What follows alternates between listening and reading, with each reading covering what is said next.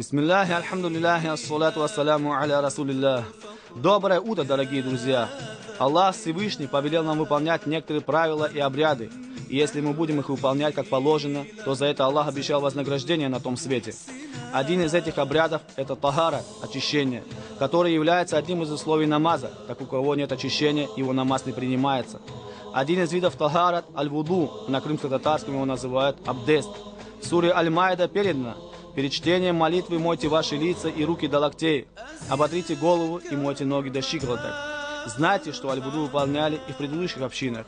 По этому поводу пророк Мухаммад, мир ему, сказал: «Воистину, наша община будет собрана в судный день, и она будет отличаться от других тем, что совершали омовение сверх границ.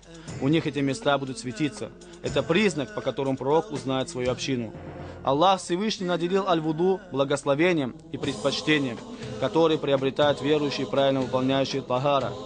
Передано от Абу Хурейра, что посланник Аллаха, мир ему, сказал: «Хотите, я скажу вам дело, за которое Аллах прощает ваши грехи и поднимает ваши степени?» Сахаба ответили: «Да, о посланник Аллаха».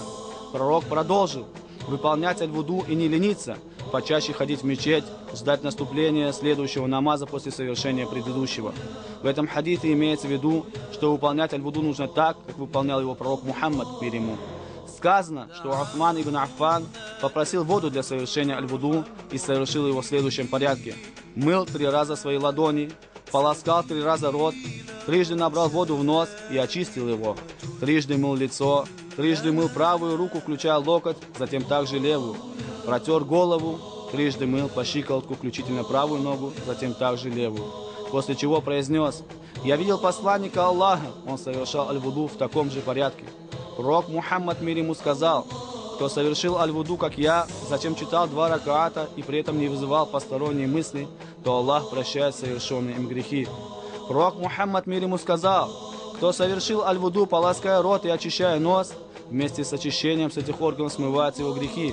При мытье лица смываются с его лица грехи даже из-под ресниц. Помыв руки, смываются грехи этих органов.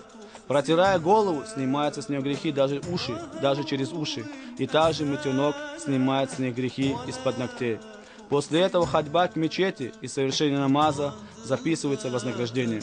Пусть каждый из вас не относится равнодушно или с пренебрежением к благочестивым делам, так как он не знает, какое из этих дел будет причиной попадания в рай и спасения от страха и мучения на этом свете. Рабы Аллаха, воистину наше спасение заключается в выполнении благих дел, исследования по пути посланника Аллаха, мир ему. И воистину соблюдение ритуалов с искренностью, основываясь на правильные знания, в этом наше счастье. Вассаляму алейкум ва рахматуллах.